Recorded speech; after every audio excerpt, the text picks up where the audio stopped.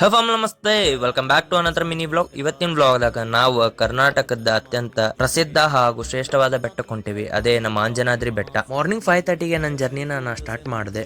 ನನ್ನ ರೂಮಿಂದ ಅಂಜನಾದ್ರಿ ಬೆಟ್ಟಕ್ಕೆ ಬರಕ ಅಪ್ರಾಕ್ಸಿಮೇಟ್ 45 to 50 ಮಿನಿಟ್ಸ್ ಬೇಕು. ನಾ ಅಂಜನಾದ್ರಿ ಬೆಟ್ಟಕ್ಕೆ ರೀಚ್ ಆದಾಗ 6:15 ಆಗಿತ್ತು. 6:20ಗೆ ಪಾದಯಾತ್ರೆ ಸ್ಟಾರ್ಟ್ ಮಾಡಿದೆ. ಜೈ ಶ್ರೀರಾಮ್, ಜೈ ಜೈ ಶ್ರೀರಾಮ್. ಸ್ಲೋಲಿ ಬೆಳಕಾಗಕ್ಕೆ ಸ್ಟಾರ್ಟ್ ಆತ. ಬಟ್ ನಾ ಸನ್ರೈಸ್ ಆಗಕ್ಕಿಂತ ಮುಂಚೆನ ಬೆಟ್ಟನ ಹತ್ತಿದ್ದೆ. ಅಲ್ಲಿಂದ ಇಡೀ ಹಂಪಿನ ಕಾಣತ್ತೆ, ಬಟ್ ಸ್ವಲ್ಪ ಮಂಜಿತ್ತು. ಸೊ ಅದಕ್ಕೆ ಇನ್ನೂ ಸೂರ್ಯ ಹುಟ್ಟಕ್ಕೆ ಲೇಟ್ ಆಕೈತೆ ಅಂತೇಳಿ ನಾನು ಸೂರ್ಯ ಹುಟ್ಟಕ್ಕಿಂತ ಮುಂಚೆನೆ ಒಳಗೆ ಹೋಗಿ ದರ್ಶನ ತಗೊಂಬಂದೆ. ಇಲ್ಲಿ ಕಲ್ಲು ನೀರ್ದಾಗ ಹಾಕಿಟ್ಟಾರ. ರಾಮ್ ಸೇತುವೆ ಕಟ್ಟಕ್ಕೆ ಇದೇ ರೀತಿಯಾದ ಕಲ್ಲುಗಳನ್ನ ಉಪಯೋಗಿಸ್ಯಾರ. ಬೆಳಗು ಮುಂಜಾನೆ 6:30 ಆಗಿದ್ದಕ್ಕೆ ರಶ್ ಏನು ಭಾಳ ಇದ್ದಿದ್ದಿಲ್ಲ.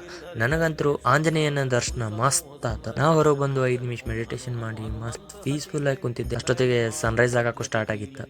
ಮಿಸ್ಟರ್ ಸೂರ್ಯ ದರ್ಶನ ಎಲ್ಲ ಮುಗಿಸ್ಕೊಂಡು ಹೊಳ್ಳಿ ನನ್ನ ರೂಮ್ ಕಡೆ ಹೊರಟೆ. ಕೆಳಗೆ ಹೋಗ್ತಾ ಇಲ್ಲಿ ಸಾಕಷ್ಟು ಕೋತಿಗಳು ಸಿಕ್ಕವು. ಕೆಳಗೆ ಬಂದು ನೋಡಿದ್ರೆ ಇಲ್ಲಿ ಹಾವುಗಳು ಇದ್ವು.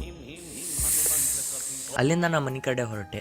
ಮನೆ ಕಡೆ ಹೊರಟೋಗ್ಬೇಕಾದ್ರೆ ಎಳ್ನೀರು ಹಚ್ಚಿದ್ರೆ ಎಳ್ನೀರಲ್ಲಿ ಜಸ್ಟ್ 20 ರೂಪೀಸ್. ಸೊ 2 ಎಳ್ನೀರು ಕೊಡದೆ ಎಳ್ನೀರು ಪಾರ್ಸಲ್ ತೊಗೊಂಡೆ. ಪಾರ್ಸಲ್ ತೊಗೊಂಡು ಮನೆಗೆ ಹೋಗಿ ಫ್ರೆಶ್ ಅಪ್ ಆಗಿ ಊಟ ಮಾಡಿ ಬರೋ ಮಟ್ಟ ಟೈಮ್ ಆಗಿತ್ತು. ಡ್ರೆಸ್ ಚೇಂಜ್ ಮಾಡಿ ನಾನು ನೆಕ್ಸ್ಟ್ ಡೆಸ್ಟಿನೇಷನ್ಗೆ ಹೋದೆ. Next destination Kishkindha water park. ಇಲ್ಲೇ ನಾನು ನನ್ನ ಫ್ರೆಂಡ್ಸ್ ಜೊತೆ ಆಲ್ಮೋಸ್ಟ್ 3 ಇಯರ್ಸ್ ಬ್ಯಾಕ್ ಬಂದಿದ್ದೆ. ಮಸ್ತ್ ಎಂಜಾಯ್ ಮಾಡಿದೆ. ಭಾಳ ಜನ ಇದ್ದಿದ್ದಿಲ್ಲ. ಸೊ ಅದಕ್ಕೆ ಒಬ್ಬನ ಎಂಜಾಯ್ ಮಾಡಿ ರೆಡಿಯಾಗಿ ಮನೆ ಕಡೆ ಹೊಂಟಿದ್ದೆ. ಅಲ್ಲೇ ಸ್ವಲ್ಪ ಮಂದಿ ಪರಿಚಯ ಆದ್ರೆ ನಂಗೆ ಮಂಡಕ್ಕಿ ಕೊಟ್ಟರೆ ನಾ ಅದನ್ನ ಸ್ವಲ್ಪ ಮಂಗ್ಯಾಗ ಹಾಕಿ ನಾನು ತಿಂದೆ. ಅಲ್ಲೇ ಸ್ವಲ್ಪ ಆಟ ಆಡಿ ಅಲ್ಲಿಂದ ಬಿಟ್ಟೆ. ಅಷ್ಟೊತ್ತಿಗೆ ಟೈಮ್ 6 ಗಂಟೆ ಆಗಿತ್ತು. ಸನ್ಸೆಟ್ಟು ಆಗತ್ತಿತ್ತು. ಮನೆ ಒಳಗೆ ಆರ್ಡರ್ ಮಾಡಿಕೊಂಡು ತಿಂದು. So this is how my day was spent. I hope you enjoy lot. So ಸಿಗೋಣ ಮುಂದಿನ ನೋಡೋದಲ್ಲಿ. ತಪ್ಪಕಿಲೆ ಬಾಯ್, ಲವ್ ಯು.